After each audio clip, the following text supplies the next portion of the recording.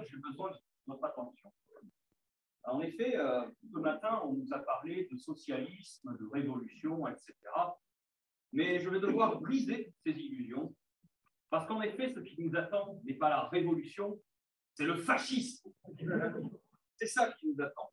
En tout cas, c'est ce que je vous aurais dit si j'étais parmi ces nombreux intellectuels ou dirigeants de gauche qui, depuis 10 ans, à chaque victoire, chaque progrès électoral de l'extrême droite, que ce soit Trump, Le Pen, Bolsonaro, maintenant Meloni en Italie, tout le monde nous prédit l'arrivée prochaine du fascisme. On a des universitaires comme Ugo Paletta, par exemple, vous connaissez peut-être, proche du NPA, et sa possibilité du fascisme, ou des dirigeants réformistes comme Benoît Hamon, qui l'année dernière nous expliquait que nous étions dans un moment pré-fasciste. Et enfin, de nombreux militants effrayés sincèrement par les progrès de l'extrême droite et par la porosité qu'on observe chaque jour entre la classe dirigeante et ces idées-là. Force pourtant est de constater que dans tous les pays où le fascisme est supposé avoir gagné, les élections et les organisations ouvrières existent encore, ce qui est, vous le conviendrez, un bien étrange régime fasciste, surtout quand les supposés fascistes perdent les élections et n'arrivent pas à reprendre le pouvoir par la force. Loin d'une fascisation, ce qu'on observe dans ces pays-là, par l'exemple des États-Unis qui est frappant, c'est la lutte des classes, c'est le retour de la lutte des classes qui s'amorce en réalité. Notamment, on a évoqué ce matin le superbe mouvement Black Lives Matter ou la vague de syndicalisation. Malgré tout, l'inquiétude qui existe chez des millions de jeunes et de travailleurs est tout à fait compréhensible. En effet, l'extrême droite progresse tout le temps aux élections avec son programme raciste, nationaliste, LGBT-phobe, et qui s'attaque à la classe ouvrière dans son ensemble. Les gouvernements votent des lois de plus en plus répressives pour combattre la contestation sociale. Et est-ce que l'existence de régimes dictatoriaux dans le monde, comme Poutine en Russie ou Xi Jinping en Chine, est-ce que tout cela ne rend pas absurde la question suivante? Est-ce que nous sommes condamnés à suivre cette voie? Hélas, au sein du mouvement ouvrier, au sein de leurs dirigeants, il manque une analyse scientifique de ces phénomènes-là. Les dirigeants de gauche et syndicaux cèdent tous à l'impressionnisme. À chaque mesure autoritaire, à chaque progrès de l'extrême droite, ils prennent une mine rabougrie et se disent que le fascisme avance inexorablement sans que personne ne puisse l'arrêter. Alors il faut faire attention. Il y a une distinction à faire entre ceux qui se radicalisent politiquement et qui sont choqués par les idées d'un Zemmour, par exemple, et qui vont dire que c'est un facho. C'est en réalité une réaction très saine face au racisme, à la misogynie et à l'homophobie que nous présente chaque jour ce personnage. Il faut faire la différence entre ça et ceux qui vont sérieusement théoriser, plus ou moins sincèrement, que c'est un régime fasciste qui est notre bien proche. La tâche des marxistes est de creuser sous la surface, d'expliquer ce qu'est et ce que n'est pas le fascisme, d'expliquer pourquoi l'État bourgeois s'attaque à nos droits démocratiques et quelles sont nos perspectives. Sombrerons-nous à terme dans un régime dictatorial ou aurons-nous, au contraire, bien des occasions de prendre le pouvoir avant que cette perspective ne se présente? Si vous écoutez régulièrement les dirigeants réformistes, notamment en France, vous les entendrez souvent s'inquiéter de l'autoritarisme. Mélenchon, par exemple, parle régulièrement de dérive autoritaire du gouvernement Macron, qui a en effet attaqué nos libertés et nos droits démocratiques à plusieurs reprises ces dernières années. On a la loi sécurité globale, les lois anti-casseurs, etc. Mélenchon a parfaitement raison de critiquer ces attaques. Mais cependant, peut-on réellement dire que c'est une dérive? Mélenchon est un réformiste. Il a donc une analyse de l'État qui est différente de la nôtre.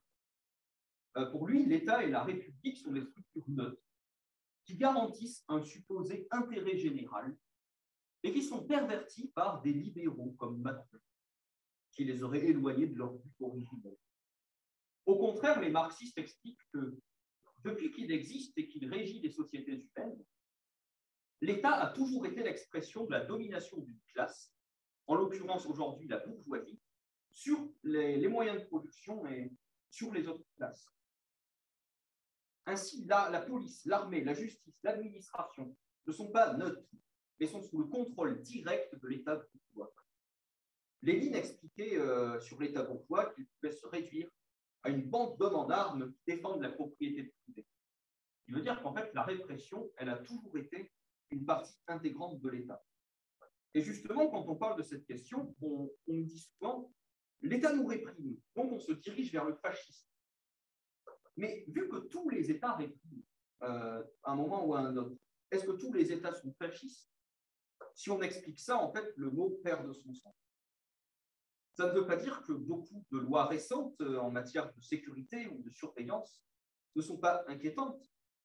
Les marxistes luttent pour les droits démocratiques et considèrent que plus nous avons la liberté de militer et de s'organiser, mieux c'est, car nous pouvons défendre ouvertement nos idées en étant relativement peu inquiétés. Mais gardons le sens des proportions. Nous n'allons pas expliquer aux camarades pakistanais qu'en France, nous sommes dans une dictature. Nous regarderaient assez bizarrement. Sous quelle forme et dans quel contexte alors un pays peut s'orienter vers une dictature? Les marxistes identifient deux de ces formes-là, que sont le fascisme et le bonapartisme. Alors qu'est-ce alors que le fascisme qu'on nous promet comme avenir proche des démocraties occidentales? Eh bien là réside tout le problème. Souvent, l'erreur de désigner tout et n'importe quoi comme fasciste se base sur une analyse très idéaliste, sur un fascisme qui, au fond, est une série d'idées, de mauvaises idées. Le nationalisme, l'homophobie, le militarisme, etc. Par exemple, on évoque souvent les 14 signaux pour reconnaître le fascisme. Vous connaissez peut-être l'écrivain italien Umberto Eco. C'est des signaux qui sont divers, qui regroupent pas mal d'idées que partagent, ce qui est vrai, les fascistes. L'homophobie, la misogynie, le racisme, le culte des traditions et des héros. C'est pas qu'ils n'ont aucun intérêt, mais on raisonne beaucoup trop souvent ainsi. On a ces 14 signaux et ce politicien en partage plusieurs. Donc, s'il est élu, c'est le fascisme, ou en tout cas, c'est un pas vers le fascisme. D'une part, on retrouve le même problème, parce que, par exemple, plusieurs ministres de Macron ont voté contre le mariage Darmanin, entre autres. Macron nous abreuve régulièrement avec son roman national, la glorification de l'armée française. Il réhabilite même Pétain comme grand soldat. Peut-on dire qu'il est fasciste, pré-fasciste, proto-fasciste, ou que sais-je? Pas vraiment, mais c'est ce qu'on obtient avec une vision de ce qu'est le fascisme, qui serait uniquement une série d'idées. De façon assez amusante, quand il y a eu le mouvement des Gilets jaunes en 2000, son caractère était initialement assez confus. Il est très hétérogène. Et notamment, il y avait des électeurs de Marine Le Pen qui étaient dans ces manifestations-là. Et donc, certains se sont précipités pour dire les Gilets jaunes, c'est le fascisme. Certains dirigeants syndicaux ont même dit on ne défile pas avec les Gilets jaunes parce qu'il y a des électeurs du Front National. Mais vu la répression incroyable du mouvement des Gilets jaunes, certaines de ces mêmes personnes ont changé leur fusil d'épaule et disent que c'est Macron le fasciste. Enfin, d'autres expliqueront que tout le monde dans l'affaire est fasciste. Pour moi, ce n'est pas compliqué.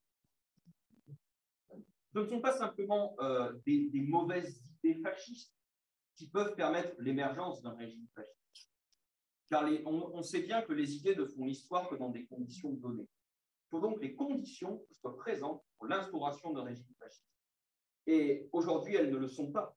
Et pour le comprendre, il faut étudier qu'est-ce que sont les régimes fascistes du XXe siècle. Comment ils se sont mis en place. Pour son expression la plus directe, le fascisme, c'est le parti de la guerre civile contre la classe ouvrière. C'est un programme qui est directement dirigé contre le mouvement ouvrier et ses organisations, revendiquant son élimination physique. Son arme pour s'attaquer aux travailleurs, ce sont des hordes de petits bourgeois, des artisans et des commerçants déclassés, complètement désespérés, fanatiques, qui servent en fait de troupes de choc. Par exemple, dans le cas des nazis, il y avait la SA, qui atteindra son apogée en janvier 1932, 400 000 membres.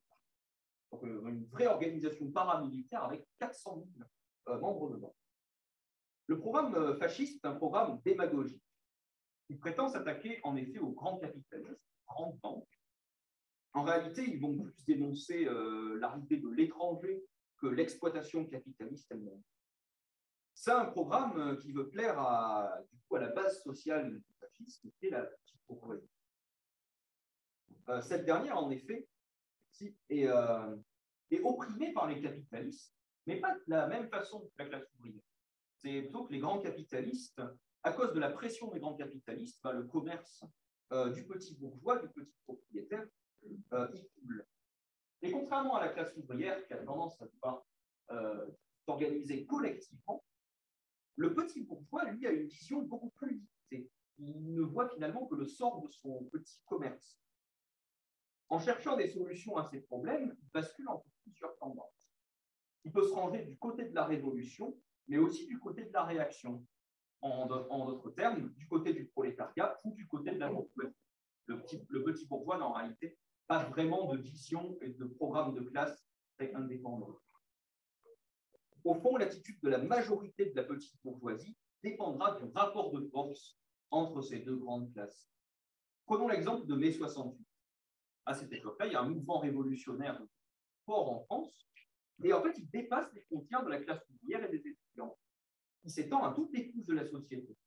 Les paysans ravitaillent les grévistes, les docteurs, astronomes, écrivains organisent des occupations, et même dans le clergé, la politique rentre dans les églises, puisque à plusieurs reprises, des jeunes catholiques réclament que la messe soit transformée en débat. Mais au contraire, dans les régimes fascistes, c'est un cas où le mouvement révolutionnaire est en refus. En Italie, par exemple, la vague révolutionnaire du Biennio Rosso et son échec a laissé la classe ouvrière exsangue et incapable de lutter efficacement contre l'arrivée de Mussolini. En Allemagne, c'est les dirigeants staliniens et socialistes qui ont désarmé la classe ouvrière face à Hitler. Au lieu de vaincre directement les révolutions, le fascisme agit plutôt comme un vautour qui vient dévorer son cadavre. Il arrive quand la révolution a déjà échoué. Par exemple, ce que disait Clara Zetkin à ce propos, c'est que le fascisme est la punition de la classe ouvrière pour n'avoir pas fait la révolution. Alors, il faut ajouter une correction de taille à cette citation, c'est que ce n'est pas la punition, ce n'est pas la faute de la classe ouvrière, parce qu'en fait, c'est plutôt le prix à payer par la classe ouvrière pour les erreurs de ses dirigeants. Les exemples italiens et allemands les illustrent très bien. Dans ces deux pays, le fascisme est en fait la conséquence de l'incapacité des dirigeants ouvriers à mener le mouvement à la victoire. On a le mouvement des conseils d'usine à Turin en 1919-1920. En fait, il s'est retrouvé complètement abandonné par tous les dirigeants du mouvement ouvrier, même les soi-disant révolutionnaires. Les dirigeants syndicaux préfèrent négocier le retour des patrons dans les usines.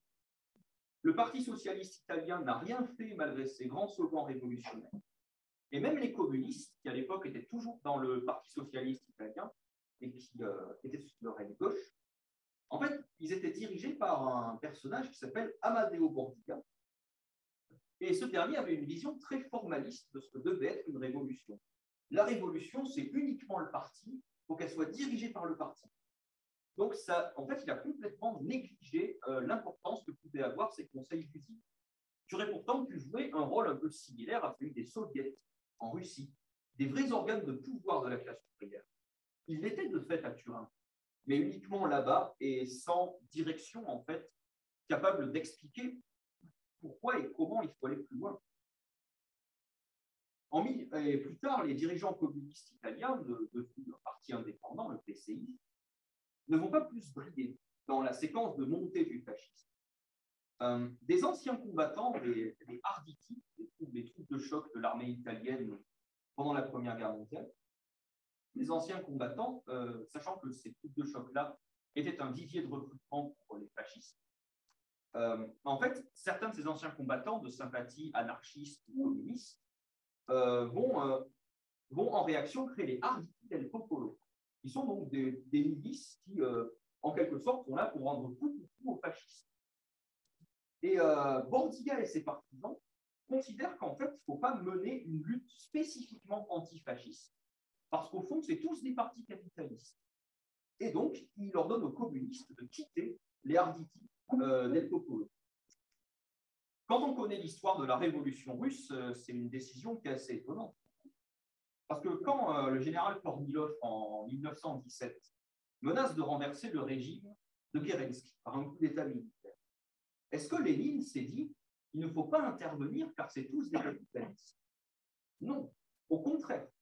Les bolcheviks ont pris l'initiative de la lutte contre le coup d'État. Ils étaient là pour montrer qu'en fait, c'était eux qui étaient prêts à défendre les acquis de la Révolution et pas le gouvernement bourgeois ou les réformistes. Et ça a renforcé leur autorité auprès de la classe ouvrière qui commençait à comprendre en fait les erreurs de la politique des bolcheviks.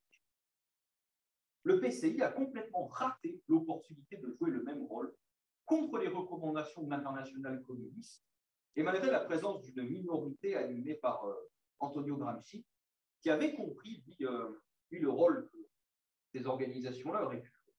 D'ailleurs, ce dernier écrivait des mots très justes en avril 1920, puisqu'il disait « La phase actuelle de la lutte des classes en Italie est celle qui précède soit la conquête du pouvoir par le prolétariat révolutionnaire, pour passer à de nouveaux modes de production et de distribution qui permettent une reprise de la capacité de production, soit une terrible réaction de la part de la classe possédante et de la caste gouvernementale.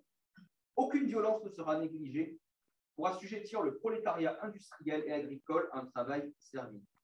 Cette violence sera le fascisme, punissant les erreurs gauchistes et l'inexpérience des dirigeants communistes italiens.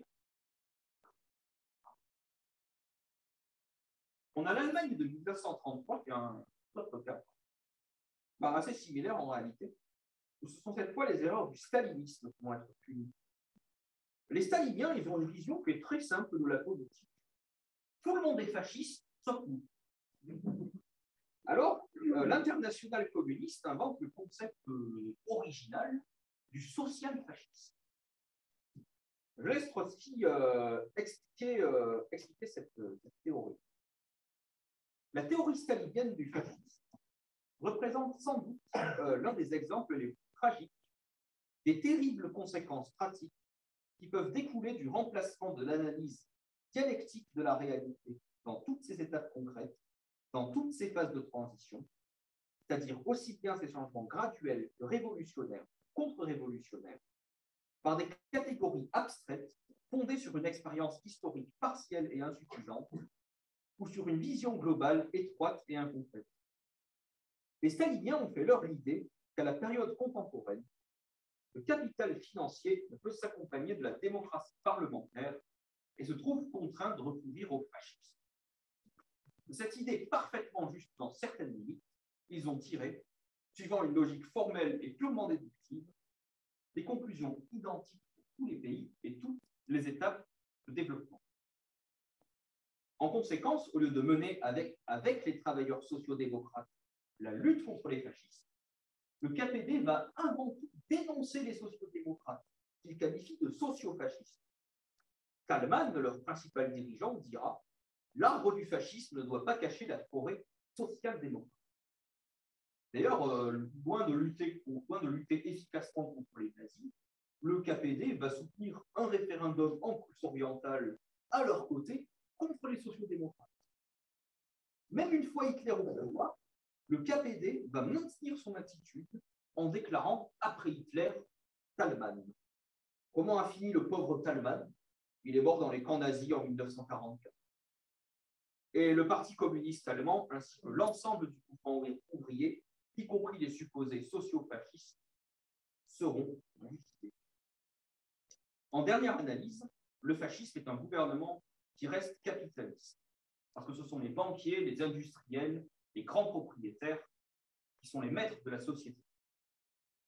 Mais les politiciens bourgeois habituels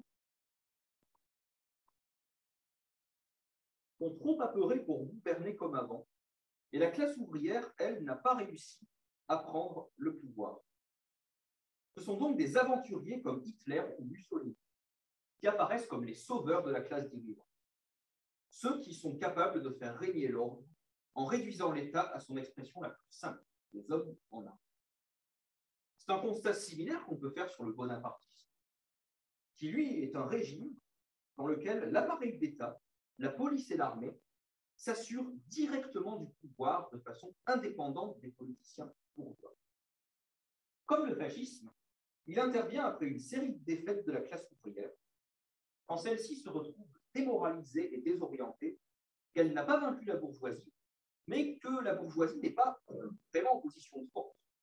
Son personnel politique, son personnel politique traditionnel est complètement discrédité. L'appareil d'État sert alors d'arbitre entre les classes. Mais même si la bourgeoisie abandonne une partie du pouvoir politique, en dernière instance, la police et l'armée restent à son service. La différence principale entre ces deux formes de régime, c'est qu'un régime bonapartiste n'a pas besoin d'une base de masse petite bourgeoise. Le régime de Pinochet, par exemple, que beaucoup qualifient de fasciste. En fait, le régime, sa seule base sociale, c'était l'armée. Et c'est un régime qui peut certes essayer de parodier le fascisme. On a le régime de Vichy avec sa milice, qui était une organisation paramilitaire qui servait à traquer les résistants. Mais si on compare cette dernière numériquement à la SA, ce n'est pas vraiment la même chose, puisque la milice n'a jamais eu plus de 35 000 membres, donc 400 000 pour la SA. D'autant que la milice apparaît à un moment où le régime de Vichy n'est pas vraiment une entité, ça n'a jamais été une entité indépendante, même territorialement, ils n'avaient plus vraiment de territoire à proprement parler. Rajoutons néanmoins qu'il existe une grande porosité entre les deux. En effet, un régime fasciste, une fois arrivé au pouvoir, n'a pas envie de s'encombrer de milices, de petits bourgeois déchaînés qui seraient trop autonomes par rapport à l'État. Donc, il est liquide. Dans fascisme et bonapartisme, Trotsky explique la domination prolongée du capital financier au moyen de la démagogie sociale réactionnaire et de la terreur petite bourgeoise est impossible. Arrivés au pouvoir, les chefs fascistes sont forcés de réfréner, au moyen de l'appareil d'État, les masses qui les ont suivis. Ils perdent du coup le soutien de larges couches de la petite bourgeoisie. Une petite partie d'entre elles est assimilée par l'appareil bureaucratique. Une autre tombe dans l'indifférence. Une troisième, sous des bannières différentes, passe dans l'opposition. Mais dans le même temps qu'il perd sa base sociale de masse, le fascisme, en prenant appui sur l'appareil bureaucratique et en louvoyant entre les classes, dégénère en bonapartisme. On a l'exemple très parlant de la nuit des longs couteaux en 1934. Hitler se débarrasse de la SA et de ses dirigeants, qui laisse place à la SS, qui est beaucoup plus intégrée à l'appareil d'État nazi. À l'inverse, d'ailleurs, ces mêmes régimes en fin de vie peuvent retrouver plus ou moins un caractère fasciste. Quand le régime nazi s'effondre, par exemple, sa dernière arme pour se défendre, c'est la Volkssturm, qui est littéralement en fait, une milice populaire qui va être mobilisée massivement avec toutes les réserves possibles et imaginables, même des adolescents et des vieillards. Et ça va constituer une grande partie des défenseurs de Berlin en 1945. Le régime bonapartiste a la prétention d'être solide. Les médias, par exemple, vont nous parler de Poutine comme d'un homme fort. En fait, c'est un géant au pied d'argile, et tous les autres dirigeants bonapartistes, d'ailleurs. Par définition, un régime bonapartiste, et aussi le régime fasciste, repose sur un équilibre précaire, le même que celui d'un bouchon dans lequel on aurait planté deux fourchettes parfaitement symétriques, comme dirait Trotsky. La classe ouvrière est vaincue, mais elle existe toujours. L'exploitation capitaliste et la lutte des classes n'ont pas disparu. Et on ne peut pas maintenir éternellement un équilibre entre des classes sociales qui sont, par définition, antagonistes. Mussolini avait bien essayé de tuer les corporations, il était tout le monde dedans, et hop, la lutte des classes n'existe plus. Mais il ne peut pas le décréter, même avec la plus puissante des épées et le plus dictatorial des régimes. Pendant un temps, ça peut marcher, mais il suffit que le régime subisse des secousses pour que la classe ouvrière revienne sur le devant de la scène. Regardez comment un fils de Mussolini, pendu par les pieds par les résistants italiens, notamment les communistes. Seule la présence d'une période de croissance permet réellement au régime bonapartiste d'avoir sa solidité apparente. On peut prendre l'exemple de la Chine, dont on parlait ce matin. Depuis la restauration du capitalisme, la Chine avait d'excellents taux de croissance. D'ailleurs, ça servait d'argument à ceux qui disaient la Chine est socialiste. Regardez, elle a sorti des dizaines de millions de personnes de la pauvreté. Dans une certaine mesure, c'est vrai. Parce que grâce au développement du capitalisme, il y a eu une hausse du niveau de vie et effectivement, une bonne partie de la population était sortie de l'extrême pauvreté. Mais depuis quelques années, la réalité rattrape le régime de Xi Jinping. Les taux de croissance baissent, même s'il ferait encore rêver les pays occidentaux. Et la crise touche de nombreux secteurs, notamment l'immobilier. La conséquence, un régime moins stable. On a ce qui s'est passé à Hong Kong en 2019, ou ce dont on parlait ce matin avec la révolte des ouvriers de Foxconn. En ce moment même, en Iran, on observe la lutte héroïque des masses contre la dictature d'Ebola. Encore un régime bonapartiste, mais plus du tout stable. Mais alors, en voyant ce que sont ces régimes, est-ce qu'un pays comme la France en est proche? Est-ce que Le Pen, Zemmour, Macron peuvent décréter une dictature militaire? Eh bien, la réponse est non. Désolé si vous vouliez faire carrière dans le putsch militaire, mais ça ne devrait pas marcher.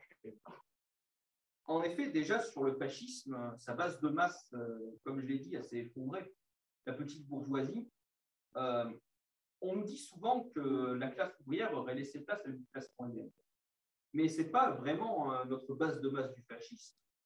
Parce que ce que les médias appellent généralement classe moyenne, en fait, c'est des couches relativement aisées de la classe ouvrière.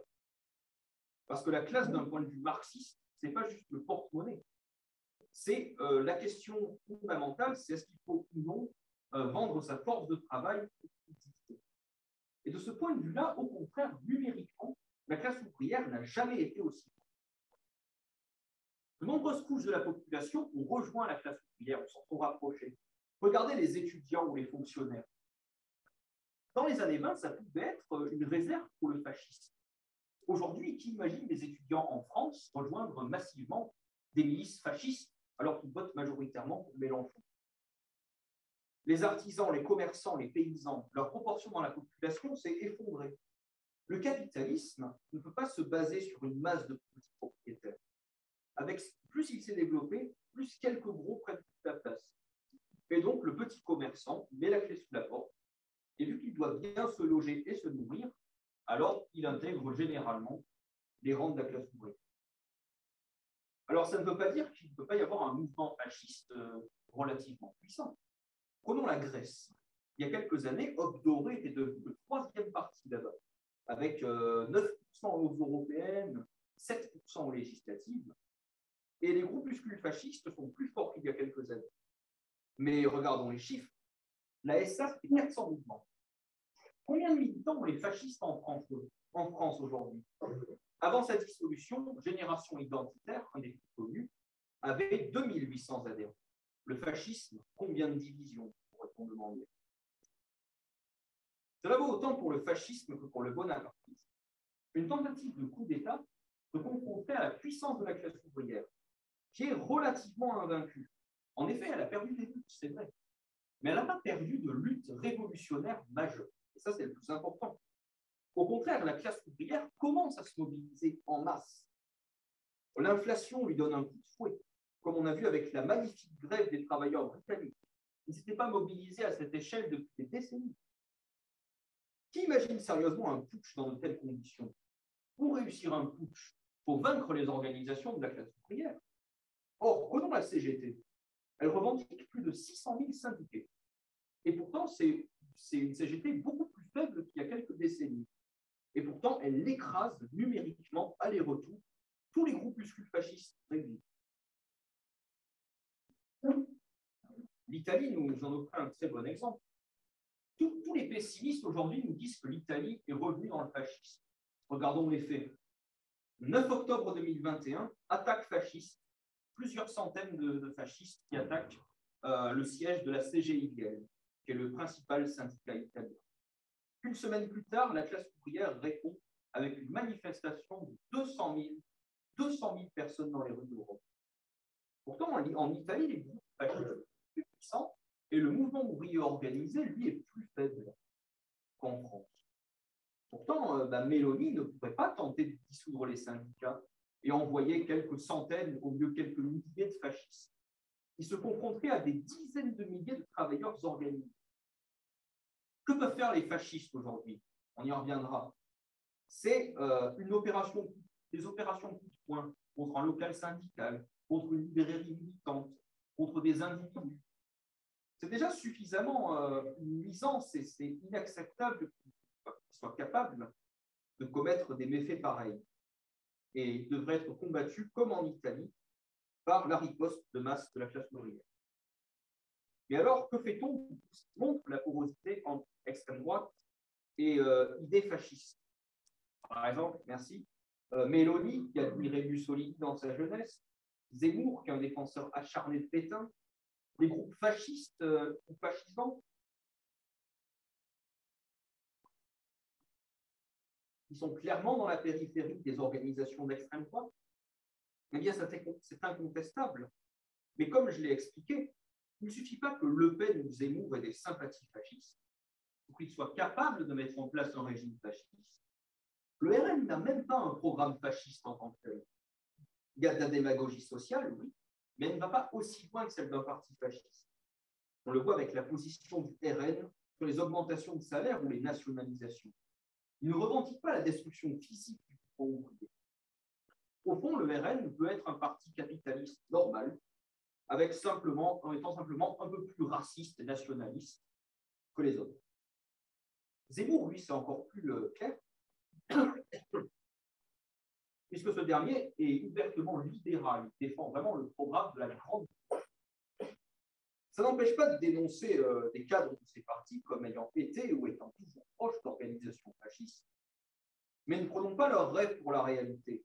Une fois au pouvoir, un individu comme Damien Rieu, par exemple, et, dirigeant de Génération Identitaire maintenant, qui a été candidat pour Reconquête, ces individus ne sont en aucun cas en position de liquider le mouvement ouvrier. Et la bourgeoisie, au passage, ne veut certainement pas d'un régime dictatorial en ce moment. Pas parce qu'ils aiment la démocratie, au contraire, mais parce qu'elle n'en a pas besoin, et ça serait même contre-productif. Parce que qui sauve le capitalisme aujourd'hui? Les dirigeants du mouvement ouvrier. Il n'y a pas besoin d'aventuriers prêts à faire régner l'ordre quand Martinez ou Mélenchon canalisent la colère des travailleurs vers des journées d'action démobilisatrices, comme on l'a vu avec le mouvement de grève des raffineurs. Des grèves conductibles avaient certes existé dans certains secteurs, et pourtant, avec les journées d'action espacées dans le temps, isolées les uns des autres, eh bien, ils ont tous fini par céder. La bourgeoisie adore cette forme de régime, parce qu'elle peut maintenir sa dictature de classe, et en même temps, elle fait vivre l'illusion d'une démocratie. Nous aurions tous les mêmes droits et le même pouvoir. Ainsi existent des organisations de gauche, des syndicats, même des marxistes. On peut librement exprimer nos idées, relativement librement. À vrai dire, si on a bien un rare point commun avec la bourgeoisie, c'est que nous aussi, plus le régime est démocratique, mieux on est content. Si demain Macron décrète une dictature militaire, qu'est-ce qui se passe? Toute la CGT, toute la FI, même ses dirigeants les plus droitiers, seraient vent debout. Les contestations sociales ne pourraient plus se dérouler dans un cadre pacifique. Parce que chaque grève, chaque manifestation serait en lui-même un acte insurrectionnel. On l'a vu ces dernières années en Iran, en Biélorussie ou au Myanmar. En fait, une décision de mettre en place une dictature, un gouvernement bourgeois ne peut pas la prendre au hasard. Ce qui est parfaitement vrai, en revanche, c'est que ces dernières années, en France notamment, les tendances bonapartistes se sont renforcées. Pourquoi? En fait, un État bourgeois, il aura toujours en germe un élément de dictature. Parce que, comme j'expliquais plus tôt, c'est une bande d'hommes en armes. Existe-t-il une démocratie idéale où la police, la justice, l'armée sont neutres? Des réformistes comme Mélenchon expliquent que oui, s'ils étaient élus, toutes ces structures-là défendraient l'intérêt général. En fait, il n'en est rien. Il n'en est rien, c'est des structures qui sont sous le contrôle d'une classe.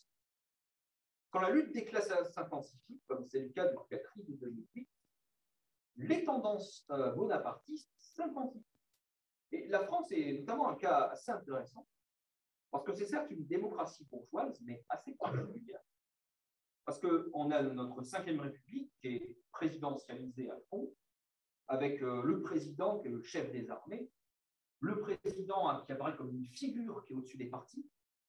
Un article de la Constitution, l'article 16, permet au président de prendre les pleins pouvoirs. En fait, c'est un régime qui a de fortes tendances bonapartistes. Ça, c'est l'héritage, on pourra y revenir, du régime du général de Gaulle, qui lui était un régime bonapartiste, mais doté de forts éléments parlementaires. Parce que, par exemple, ça pourrait paraître étonnant pour un régime bonapartiste, le PCF et la CGT étaient toujours légaux. C'est un bon exemple, en fait, de pourquoi le bonapartisme, la démocratie, le fascisme, ce n'est pas des termes rigides, c'est des termes, c'est toujours vivant, il faut toujours les utiliser en prenant en compte la multiplicité de formes transitoires, de régimes hybrides, pour réussir à comprendre chacun de ces cas dans toute sa complexité. Enfin, un dernier point, c'est finalement, c'est quoi le problème d'une mauvaise définition de qu'est-ce que le fascisme ou qu'est-ce qu'une dictature? On pourrait penser que je suis en train, depuis plus d'une demi-heure, de jouer sur les mots, de faire de la sémantique. En fait, c'est des erreurs qui ont des conséquences politiques pratiques tous les jours. J'ai évoqué les graves erreurs commises par les communistes allemands et italiens, mais des exemples plus récents sont intéressants aussi. En France, par exemple, comment la bourgeoisie utilise la peur du fascisme? Elle l'utilise pour faire gagner son candidat favori. Prenons 2002. Jean-Marie Le Pen arrive au second tour, on a peur, là c'est Jean-Marie Le Pen, personne n'aurait aimé l'avoir comme président, et Chirac il peut s'appuyer sur sa victoire écrasante contre celui-ci pour défendre un programme de contre-réforme majeur, qu'il n'avait pas pu forcément faire passer avant, tout en passant pour un démocrate parfaitement respectable, qui il n'est pas raciste, il est républicain. En fait, en réalité, Chirac, c'est l'homme qui dénonçait le bruit et l'odeur des travailleurs civiques. Bon, l'antiraciste, on repassera. Macron, en 2017 et en 2022, passe aussi grâce à ce fameux barrage républicain, comme on l'appelle, alors que pourtant, son gouvernement, c'est des attaques contre l'immigration, c'est des ministres qui trouvent Le Pen trop molle contre l'islamisme, mais Macron, lui, n'est pas un fasciste. Donc, les dirigeants réformistes, les dirigeants syndicaux appellent systématiquement à voter pour lui. Et ils font même front avec le reste de la bourgeoisie pour dénoncer tous ceux qui ne sont pas assez enthousiastes à voter Macron ou qui trouvent que quand même on se moque un peu du monde avec cette histoire de front républicain. En réalité, la seule conséquence de cette attitude, c'est de renforcer le Rassemblement national. Il y a alors un très bon argument. La gauche dit qu'elle est dans l'opposition.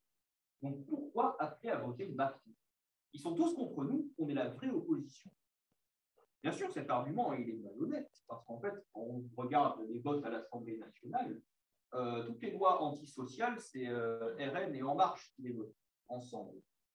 Pourtant, le problème, c'est qu'il fonctionne. Parce que les dirigeants du mouvement ouvrier, ils expliquent que la barrière serait entre un camp républicain, constitué de Macron, des partis bourgeois traditionnels, contre les fascistes. Alors qu'en fait, la barrière, elle est entre le mouvement ouvrier et les politiciens bourgeois, dans lesquels on peut ranger Macron, Le Pen, Zemmour, etc. Le problème de cette politique est encore plus éclatant aux États-Unis. L'intensification de la lutte des classes depuis quelques années aurait dû, sur le terrain politique, déboucher sur la fondation d'un troisième parti, indépendant des républicains comme des démocrates, qui représenterait, même de façon extrêmement déformée, les intérêts de la classe ouvrière américaine. D'ailleurs, avec la popularité de Bernie Sanders, la montée en puissance des socialistes démocrates, eh bien, des DSA, ça pouvait préfigurer ça. Mais en fait, tous les réformistes capitulent devant un chantage qui leur est fait. Si vous présentez un troisième candidat, divisez les voix et permettez le fascisme. À deux reprises, la première fois comme une tragédie, la seconde fois comme une farce, comme une période, Bernie Sanders a cédé à ce chantage, par exemple, et se présente tranquillement aux primaires des démocrates, alors que la bureaucratie démocrate sabote à chaque fois sa candidature. Les DSA sont restés accrochés comme une moule au Parti démocrate. Ça se voit dans leur politique. Ils soutiennent l'impérialisme américain dans la guerre en Ukraine, par exemple, au nom de la démocratie. Et alors qu'ils avaient une dynamique il y a quelques années, ils finissent par complètement stagner et s'effondrer. L'ironie dans tout ça, c'est que de nombreux travailleurs, notamment des travailleurs syndiqués, historiquement, ils votent exclusivement démocrate, mais ils se disent, moi, je vais choisir un vote protestataire, anti-establishment, etc. Ils n'en trouvent pas à la gauche des démocrates. Donc, ils se tournent vers les républicains. En fait, à chaque fois, en prétendant combattre un supposé fasciste, en fait, on finit par le renforcer. Et enfin, cette politique-là, elle affaiblit le combat contre les groupuscules fascistes qui existent effectivement, qui sont une nuisance, mais il faut comprendre leur véritable force. Quand on est militant et qu'on imagine on peut être fasciste, moi je peux parler d'expérience personnelle. J'avais commencé à militer en 2018 à Montpellier, et quelques mois avant, des fascistes, aidés par le doyen de la fac de droit, Philippe Pétel, de Pierre-Lomé, eh bien, ils avaient attaqué physiquement des étudiants qui occupaient un amphi après une manifestation. Cette attaque avait vraiment choqué des militants locaux, certains s'étaient agressés, c'est parfaitement compréhensible. Mais à partir de ce moment-là, il y a eu vraiment une attitude paranoïaque dans tout le milieu militant local. Et leur tactique contre les fascistes, c'était soit supplier les autorités, mais en font pas grand cas, parce qu'en fait, ça les arrange d'avoir des fascistes qui font le sale boulot, soit organiser des petits groupes de combat antifascistes pour aller se battre physiquement contre eux. Mais, et souvent, le pire, c'est que ces militants-là faisaient les deux en même temps. En fait, ils se pensaient entourés de fascistes, ça provoquait la panique. Même moi à l'époque, je pouvais être un peu affecté par ce genre d'état d'esprit. Mais au bout d'un moment, avec une analyse scientifique du fascisme, on dézoome et on se rend compte qu'ils sont minuscules. Si les dirigeants du mouvement ouvrier organisaient sérieusement notre défense, le petit nervi de génération identitaire, il n'oserait même plus sortir de chez lui parce qu'il aurait peur que la CGT lui casse la gueule. Enfin, ce sera ma conclusion. Une analyse marxiste permet de comprendre quelles sont réellement nos perspectives pour l'avenir. Oui, l'extrême droite va gagner des élections. Oui, les gouvernements vont faire passer des lois racistes et sécuritaires. Pourtant, l'heure n'est pas à se lamenter, mais à s'organiser. Parce qu'un peu partout dans le monde, les travailleurs commencent tout juste à se mettre en mouvement. La classe ouvrière n'a jamais été aussi puissante. Et ce qui nous attend dans les pays capitalistes avancés, ce n'est pas une dictature fasciste, mais l'intensification de la lutte des classes. Et avant que la bourgeoisie soit ne serait-ce que capable d'imposer un régime dictatorial, nous aurons plusieurs occasions de prendre le pouvoir. Et pour cela, il manque un facteur, un parti révolutionnaire capable d'expliquer ce qui se passe, de dresser des perspectives, et le moment venu de conduire les millions de travailleurs en lutte vers le pouvoir. C'est un parti que nous, la tendance marxiste internationale, nous faisons construire dans plus de 40 pays. Et si des gens dans cette salle ne sont pas encore membres de la TAI, je ne peux que vous inviter à nous rejoindre.